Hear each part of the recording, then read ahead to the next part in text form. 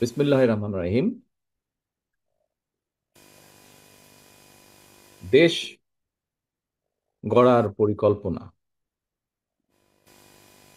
এই অনুষ্ঠানের সম্মানিত সভাপতি জনাব রুহুল কবির রিজভী, মঞ্চে উপস্থিত জয়েন্ট সেক্রেটারি সোহেল সহ আমার সামনে উপস্থিত আলোচক বৃন্দ এবং ছাত্র দলের প্রিয় ভাই ও বোনেরা, আসসালামু আলাইকুম।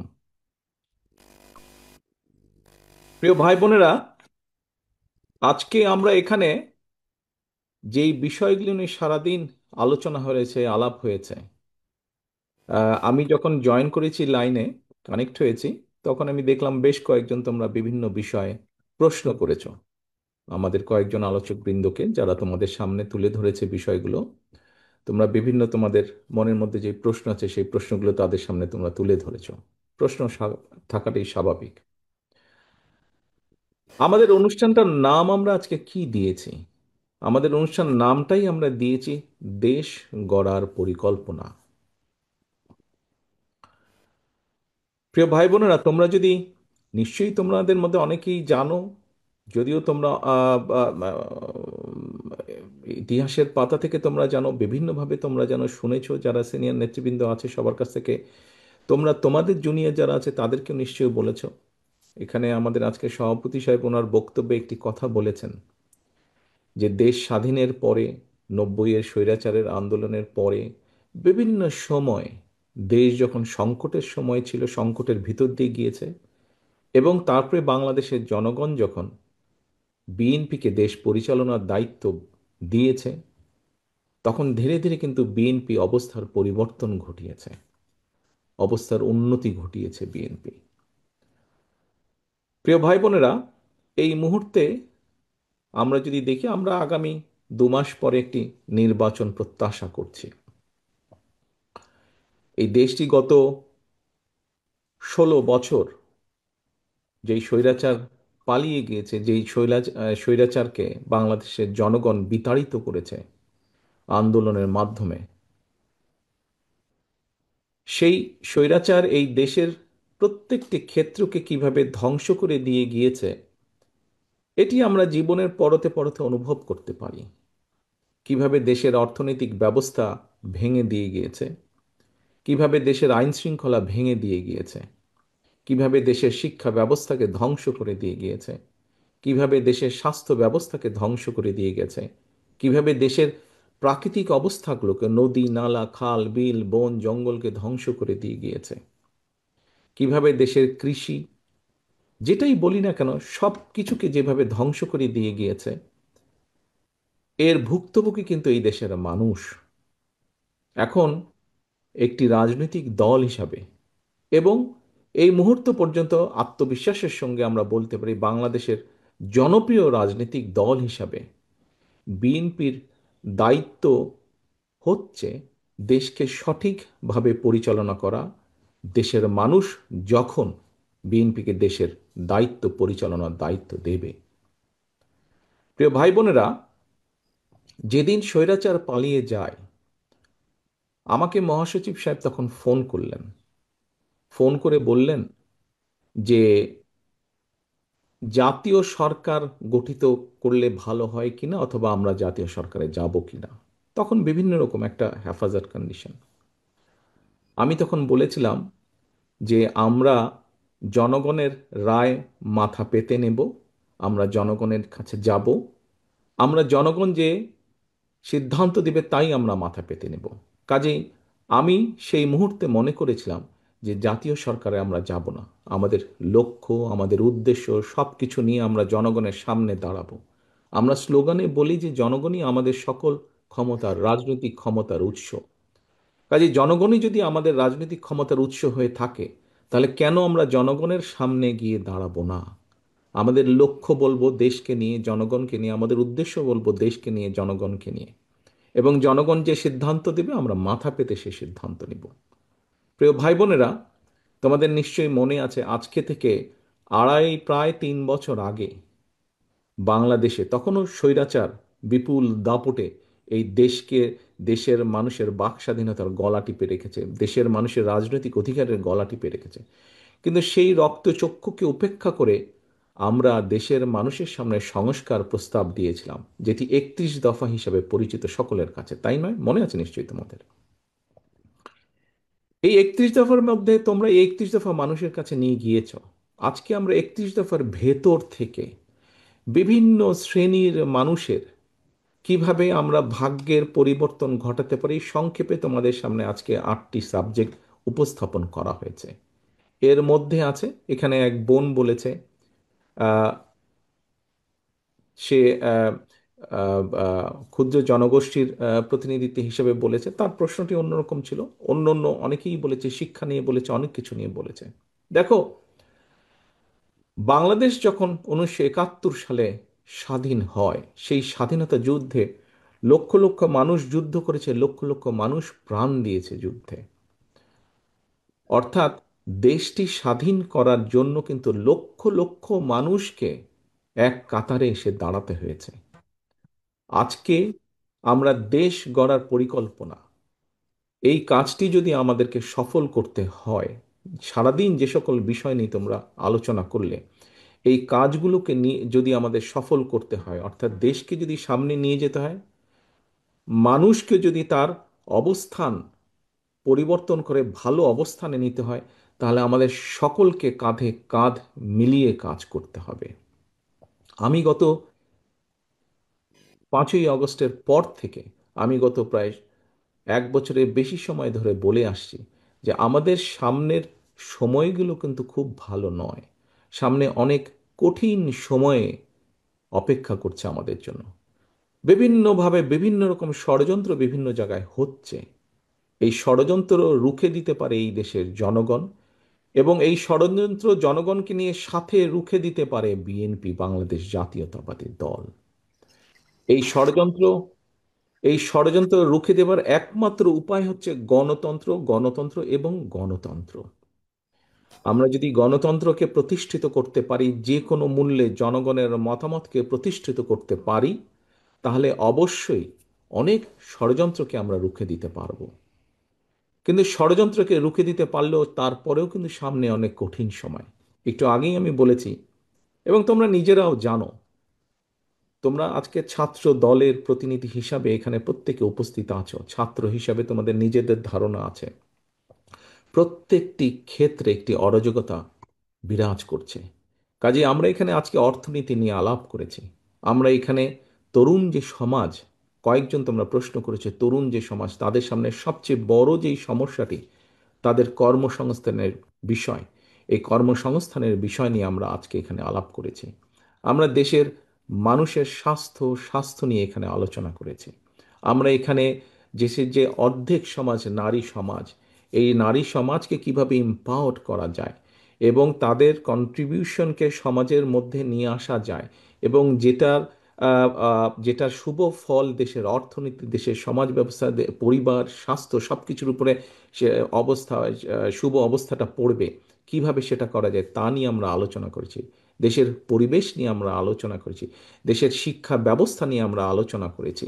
কিভাবে শিক্ষা ব্যবস্থাকে আমরা গড়ে তুলতে পারি, কিভাবে শিক্ষকদেরকে আমরা গড়ে তুলতে পারি সুন্দরভাবে, কারণ শিক্ষকদেরকে যদি আমরা গড়ে তুলতে পারি, তাহলে ভবিষ্যৎ শিক্ষা ব্যবস্থাকেও সুন্দরভাবে গড়ে তুলতে পারবো। কিন্তু এই কাজগুলো করা কিন্তু কঠিন কাজ, নট ইম্পসিবল, কিন্তু অনেক কঠিন কাজ। এবং দেশ এবং জাতিকে যদি নেতৃত্ব দিতে হয়, তাহলে অবশ্যই একটি পরিকল্পনা আমাদের সামনে থাকতে হবে। প্রিয় ভাই বোনেরা, তোমরা আজকে যখন এই হলে এসে বসেছো, তোমাদের আলোচনা শুরু হয়েছে। তোমরা যে আলোচনা শুরু হবার সময় তোমাদেরকে প্রত্যেকে একটা করে ফোল্ডার দেওয়া হয়েছে, এবং কিছুক্ষণ পরে, খুব সম্ভবত লাঞ্চের পরে, তোমাদের সকলকে আলাদা আবার হাতে হাতে একটা লিফলেট দেওয়া হয়েছে না তোমাদের? সেই লিফলেটের মধ্যে কি আছে? সেই লিফলেটের মধ্যে কি আছে আমি বলছি। আলাদা একটি লিফলেট তোমাদেরকে দেওয়া হয়েছে। এখানে সোহেল, আজকে যে অনুষ্ঠান পরিচালনা করছে আমাদের জয়েন্ট সেক্রেটারি সোহেল, তার বক্তব্যে সোহেল কিন্তু একটি গুরুত্বপূর্ণ কথা বলেছে।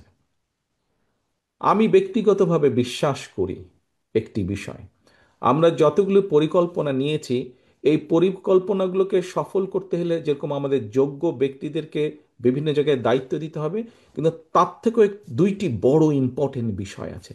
যেই দুইটি বিষয়কে যে কোনো মূল্যে আমাদেরকে অ্যাড্রেস করতে হবে। এবং এই দুইটি বিষয়কে যদি আমরা অ্যাড্রেস করতে না পারি, আমাদের পুরা জাতি এবং দেশ সংকটের মধ্যে পড়বে। কি দুটি বিষয়? এক, দুর্নীতি, যে কোনো মূল্যে এই দুর্নীতির লাগাম টেনে ধরতে হবে। দুই, আইন শৃঙ্খলা পরিস্থিতি, যে কোনো মূল্যে আইন শৃঙ্খলা পরিস্থিতির লাগাম টেনে ধরতে হবে। যদি আমরা দুর্নীতি এবং আইন শৃঙ্খলা যদি আমরা দুর্নীতি এবং আইন শৃঙ্খলার লাগাম টেনে ধরতে না পারি, তাহলে আমরা যে পরিকল্পনাগুলি গ্রহণ করেছি মানুষের স্বাস্থ্য নিয়ে, দেশের ভবিষ্যৎ সন্তানদের শিক্ষা ব্যবস্থা নিয়ে, নারী সমাজকে এম্পাওয়ার্ড করার জন্য, দেশের কৃষি ব্যবস্থা, প্রত্যেকটি পরিকল্পনা আমাদের বাধাগ্রস্ত হবে, স্লো হয়ে যাবে আমাদের।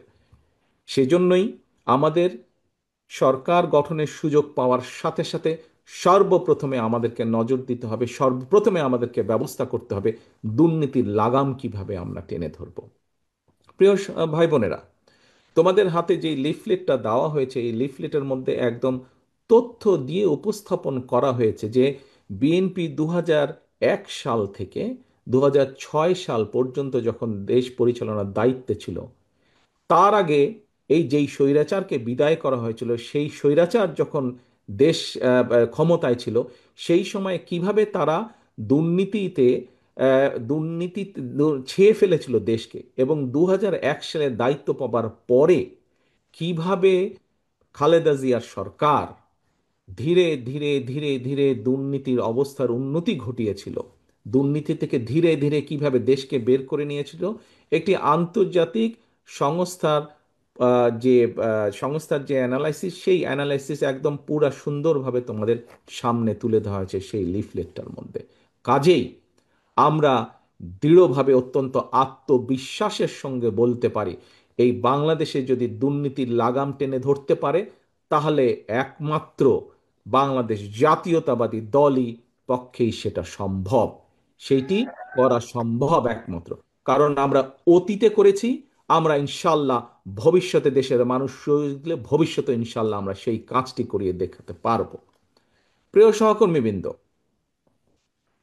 কেউ কেউ বলে থাকে স্বৈরাচার যেভাবে বিএনপি সম্পর্কে, এই যে স্বৈরাচার, পলাতক যে স্বৈরাচার, তারা বিএনপির সম্পর্কে যেসব মিথ্যা প্রপাগান্ডা ছড়াতো, আমরা ইদানিং লক্ষ্য করছি কিছু কিছু ব্যক্তি বা দল ঠিক একই সুরে গান গাইছে বা একই সুরে কতগুলো কথা বলার চেষ্টা করছে। এখন প্রশ্ন হচ্ছে, তাদেরও তো দুইজন ব্যক্তি আমাদের সাথে সেই সময় সরকারে ছিল।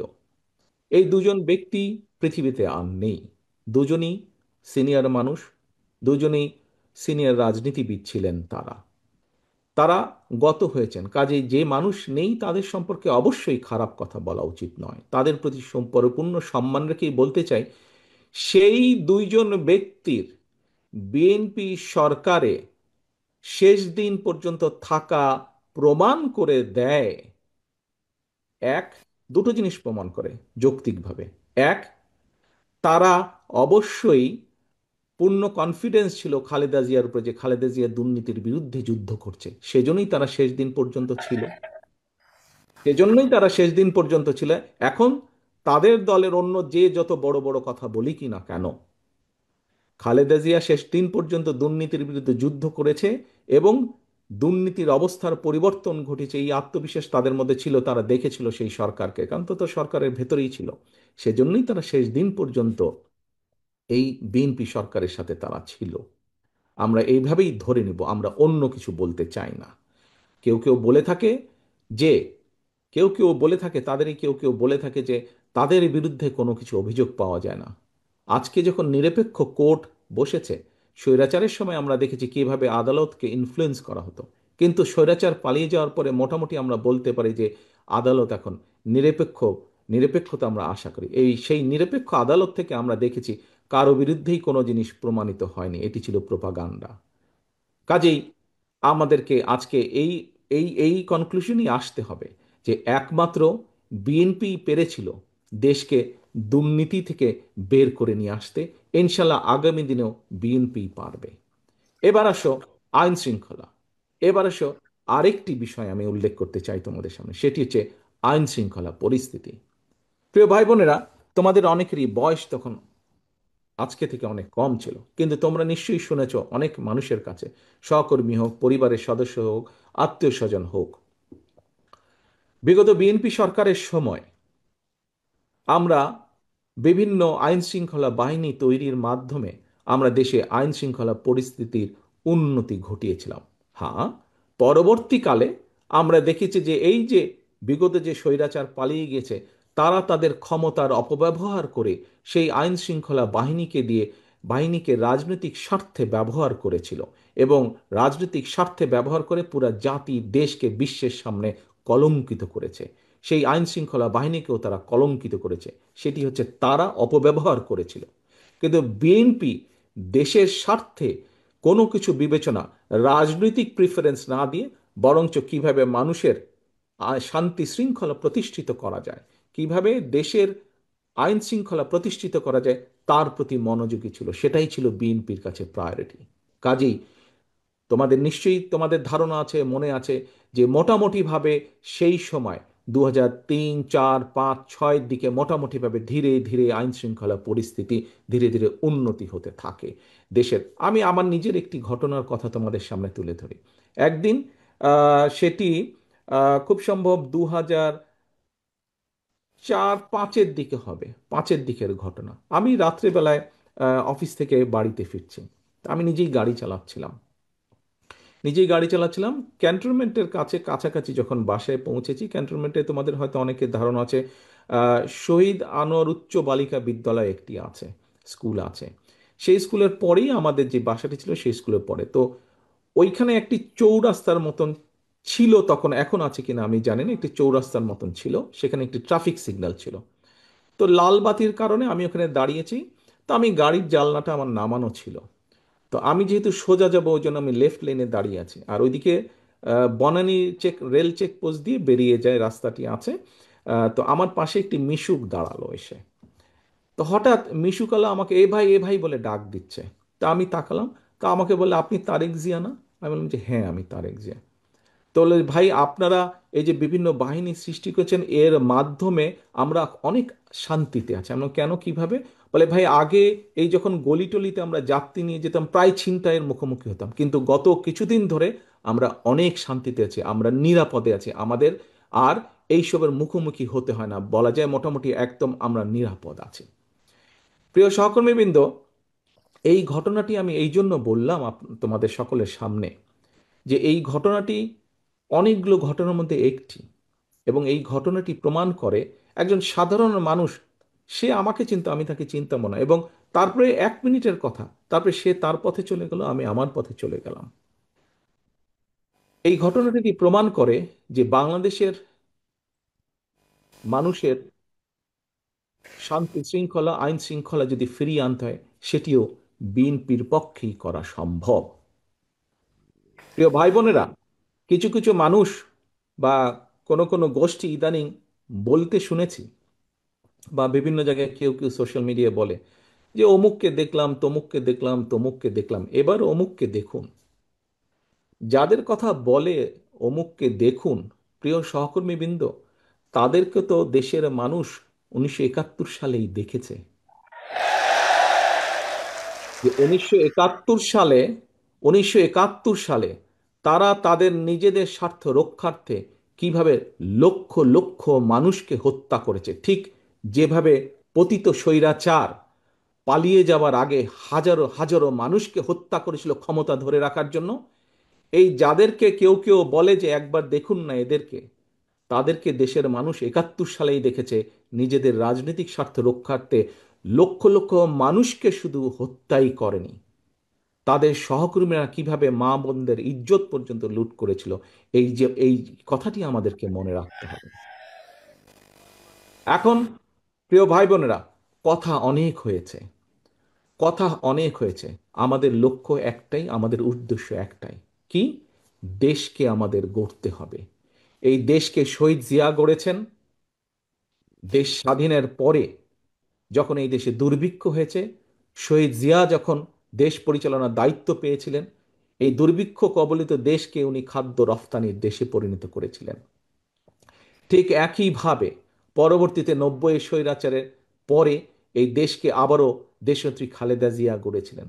96, 2001-এর পরে আবারও ধ্বংসপ্রাপ্ত দেশকে, একটু আগেই বললাম তোমাদের সামনে একদম তথ্য প্রমাণ আছে, দুর্নীতি নিমজ্জিত একটি দেশকে কিভাবে খালেদা জিয়া আবার উপরে উঠে নিয়ে এসেছিলেন। প্রিয় সহকর্মীবৃন্দ, অনেক আলাপ হয়েছে, অনেক তর্ক বিতর্ক হয়েছে। গত 1 বছর ধরে আমরা দেখেছি, পত্রিকার পাতা খুললেই, টিভি চালালেই, ইউটিউবে গেলেই আমরা দেখেছি বিভিন্ন সংস্কার নিয়ে আলোচনা হয়েছে। কিন্তু একটি সংস্কার মধ্যে তোমরা আজকে যেই কয়টি বিষয় নিয়ে আলোচনা করেছো, তোমাদের কর্মসংস্থান, তরুণ সমাজের কর্মসংস্থান নিয়ে আলাপ করেছো, মহিলাদের এম্পাওয়ারমেন্ট নিয়ে আমরা আলোচনা করেছি, কৃষকের কৃষি কার্ড নিয়ে আমরা আলোচনা করেছি, আমরা মানুষের স্বাস্থ্য সেবার জন্য প্রান্তিক মানুষের দোরগোড়ায় স্বাস্থ্যসেবা পৌঁছে দেওয়ার জন্য আমরা স্বাস্থ্যকর্মীর বিষয় নিয়ে আলোচনা করেছি। আমরা আরও আলোচনা করেছি কিভাবে আমরা খাল খনন করব, কিভাবে আমরা বৃক্ষরোপণ করব। তোমাদের কাছে একটি প্রশ্ন, বিগত 1 বছর ধরে আমরা যে সংস্কার আলোচনা দেখলাম, বহু দলের বহু, এই যে সরকার যে উদ্যোগ গ্রহণ করেছিল, এগুলি, এই যে আজকে তোমরা এই যেই বিষয়গুলি নিয়ে আলোচনা করেছো, সেই বিষয়গুলো কি তোমরা মনে করো এই প্রত্যেকটি বিষয় প্রত্যেকটি সাধারণ মানুষের জীবনের সাথে সম্পর্কিত? তোমরা কি মনে করো, তোমরা সারাদিন যেই বিষয়গুলি নিয়ে আলাপ করেছো, তোমরা কি মনে করো যে এই প্রত্যেকটি বিষয় সাধারণ মানুষের সাথে, জীবনের সাথে সম্পর্কিত? Yes or no? ইয়েস কি ইয়েস? সম্পর্কিত? ওকে, তাহলে সম্পর্কিত। প্রিয় সহকর্মীবৃন্দ, হ্যাঁ, যেগুলা সংস্কার নিয়ে আলাপ হয়েছে, এর মধ্যে বিএনপিও 3 বছর আগে অনেক কিছু বলেছে, সেই সংস্কারগুলো প্রয়োজন। তবে সবচাইতে বেশি প্রয়োজন মানুষের ভাগ্যের পরিবর্তন। এবং আজ সারাদিন তোমরা যা আলোচনা করেছিল, এই কাজগুলো যদি আমরা করতে পারি, তাহলেই একমাত্র মানুষের ভাগ্যের পরিবর্তন করা সম্ভব। এবং মানুষের ভাগ্যের পরিবর্তন হলে, মানুষের যখন, তরুণ যুবক যুবতীরা যখন চাকরি বাকরি কর্মসংস্থান করতে পারবে, কৃষক যখন কৃষি কার্ডের মাধ্যমে ধীরে ধীরে স্বাবলম্বী হয়ে উঠবে, নারী যখন ফ্যামিলি কার্ডের মাধ্যমে ধীরে ধীরে স্বাবলম্বী হয়ে উঠবে, যখন আমরা দেশের মানুষের আস্তে আস্তে ধীরে ধীরে রোগীর সংখ্যা কমিয়ে ফেলতে পারবো, যখন আমাদের খাল বিলগুলোতে পানি থাকবে, বন্যা হবে না, তখনই মানুষের ভাগ্যের পরিবর্তন ঘটবে। এবং মানুষের ভাগ্যের পরিবর্তন ঘটা মানে দেশের ভাগ্যের পরিবর্তন ঘটবে। প্রিয় ভাই বোনেরা, আমি বাংলাদেশকে, বিএনপি বাংলাদেশকে সিঙ্গাপুরও বানাতে চায় না, মালয়েশিয়াও বানাতে চায় না, কানাডাও বানাতে চায় না, যুক্তরাষ্ট্র বানাতে চায় না। আমরা চাই একটি স্বাবলম্বী বাংলাদেশ, যেই বাংলাদেশে মানুষ দেশের ভিতরে কর্মসংস্থানের ব্যবস্থা থাকবে, খেয়ে পরে বেঁচে থাকবে, শান্তিতে থাকবে, যেখানে দুর্নীতি নিয়ন্ত্রণ থাকবে, দুর্নীতির লাগাম টেনে ধরতে আমরা সক্ষম হব। সেরকম একটি বাংলাদেশ চাই। অনেক কথা হয়েছে, আসো। প্রথমেই আমি বলেছি প্রথমেই আমি বলেছি, দেশ স্বাধীন সকলে কাঁধে কাঁধ মিলিয়ে করেছি। দেশ স্বাধীনতার যে যুদ্ধ, সেই যুদ্ধ কাঁধে কাঁধ মিলিয়ে লক্ষ লক্ষ মানুষ একসাথে করেছে, তখন কেউ তাকে নিয়ে কে কি। আজকে আসো, দেশ গড়ার যে পরিকল্পনা, এই পরিকল্পনা সফল করতে হলে তোমাদেরকে আজকে ছড়িয়ে ছিটিয়ে পড়তে হবে সারা দেশে, যে যেখান থেকে এসেছো। এবং শুধু ছড়িয়ে ছিটিয়ে পড়লে চলবে না, তোমাদের হাতে যে ফোল্ডারটি দেওয়া হয়েছে, হয়তো সংখ্যা কম, আমরা চেষ্টা করব তোমাদের কাছে আরও এই ডকুমেন্টগুলো পাঠাতে। মানুষের দৌড় গোড়ায় চলে যেতে হবে, প্রত্যেকের দৌড় গোড়ায় চলে যেতে হবে, দলের একজন প্রতিনিধি হিসাবে, দলের অ্যাম্বাসাডার হিসাবে তোমাদের প্রত্যেককে, ছাত্রদলের প্রত্যেকটি নেতাকর্মীকে তোমার এলাকার, গ্রামের, ওয়ার্ডের, ইউনিয়নের গোড়ায় গোড়ায় চলে যেতে হবে, ঘরের দরজায় দরজায় চলে যেতে হবে। মা বোনদেরকে বলতে হবে তাদের জন্য আমরা কি করব, কৃষকদেরকে বলতে হবে তাদের জন্য আমরা কি করব, তরুণ যুবক যুবতীদেরকে বলতে হবে তাদের কর্মসংস্থানের জন্য আমরা কি করব। অর্থাৎ তোমাদের হাতে যে কাগজগুলো হাতে আছে, সেখানে প্রায় সমাজের প্রত্যেকটি মানুষের কোনো না কোনো একটি আশার আলো আছে। আমরা যদি একসাথে কাজ করি, ইনশাল্লাহ আমরা সেই বাংলাদেশ গড়ে তুলতে সক্ষম হব, যেই বাংলাদেশের প্রত্যাশা আমরা করি। অনেক সময় লাগবে, কষ্ট হবে, অনেক কঠিন, অনেক শত্রু আছে যারা আমাদেরকে বাধা দিবে, কিন্তু এই দেশের মানুষকে কেউ বাধা দিয়ে দাবিয়ে রাখতে পারেনি। ইনশাল্লাহ দেশ গড়ার পরিকল্পনা কাজ যখন আমরা শুরু করব বাংলাদেশের মানুষের রায় নিয়ে, তখনও ইনশাল্লাহ কেউ আমাদেরকে দাবিয়ে রাখতে পারবে না। কিন্তু তোমাদেরকে সকলকে যেতে হবে আজকে মানুষের দৌড়গোলায়, মানুষকে ঐক্যবদ্ধ করতে হবে। ভাই বোনেরা, তোমাদেরকে আরেকটি কথা বলি। এই দুইটি বিষয় আমি উল্লেখ করব। দুইটি বিষয় উল্লেখ করে আজকে তোমাদেরকে ছেড়ে দিব। এবং ছেড়ে দেওয়ার পরে যেই কাজটি বললাম সেই কাজটিতে কিন্তু তোমাদেরকে প্ল্যান করতে হবে। তোমরা এখানে যারা আজকে ছাত্রদলের বিভিন্ন ইউনিটের নেতৃবৃন্দ উপস্থিত আছো, তোমাদের নিচে তোমাদের আরো অনেক সহকর্মী আছে। তোমরা যে যার ইউনিটে ফিরে যাবে, সবাইকে ডাকবে। তোমরা যা জেনে গেলে, যা শিখে গেলে, তাদেরকে সেগুলো তোমরা বলবে, বোঝাবে এবং ছুটে বেড়াতে হবে, ছড়িয়ে পড়তে হবে। মানুষের ঘরে ঘরে ছড়িয়ে পড়তে হবে। মানুষকে বলতে হবে যে বিএনপি আগামী দিনে এই এই কাজ আপনাদের জন্য করতে চায়। তোমার দল কি? বাংলাদেশ জাতীয়তাবাদী দল। বাংলাদেশ জাতীয়তাবাদী দল এই এই কাজগুলো কৃষকের জন্য এই করতে চায়, নারী সমাজের জন্য এই করতে চায়, ছাত্র ছাত্রীদের জন্য এই করতে চায়, শিক্ষকদের জন্য এই করতে চায়, মসজিদের ইমাম মুয়াজ্জেম সাহেবদের জন্য এই করতে চায়। প্রত্যেকটি মানুষের কাছে তার তার মেসেজগুলো পৌঁছে দিতে হবে। প্রিয় সহকর্মীবৃন্দ, আমরা মানুষ, পৃথিবীতে আমরা বসবাস করি।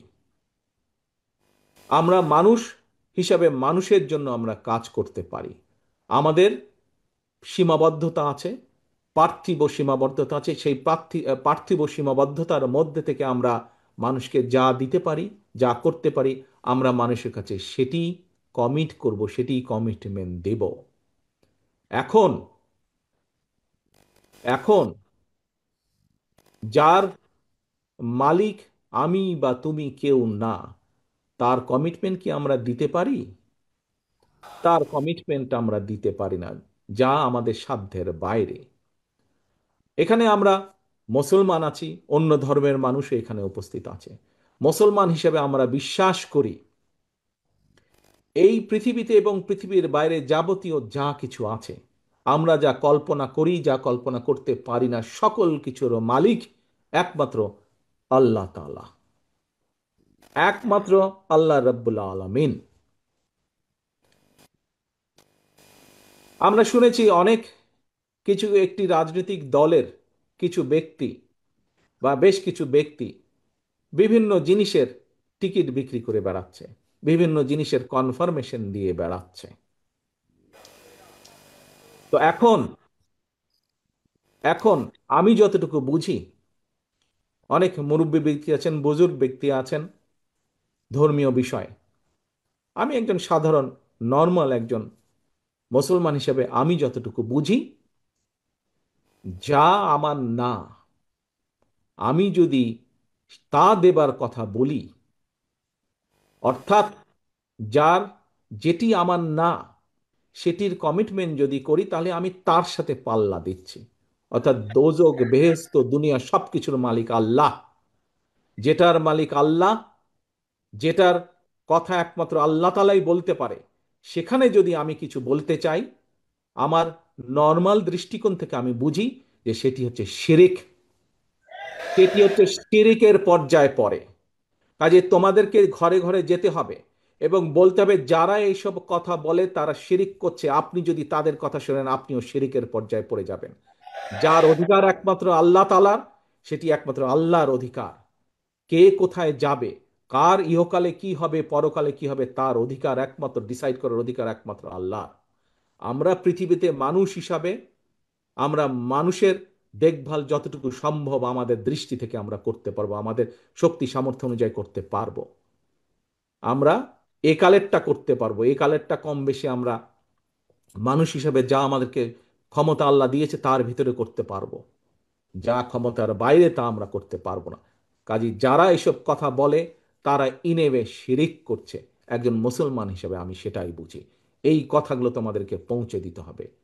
তবে সবচেয়ে বড় কথা হচ্ছে, যা তোমরা আজকে শিখে গিয়েছো, যা তোমরা আজকে জেনে গিয়েছো, যা তোমরা আজকে বুঝে গিয়েছো, এগুলো মানুষের দোরগোড়ায় পৌঁছে দিতে হবে তোমাদেরকে। তোমাদেরকে বিএনপির অ্যাম্বাসাডার হিসাবে যেতে হবে, আজকে মানুষের রাষ্ট্রদূত হিসাবে, দূত হিসাবে যেতে হবে।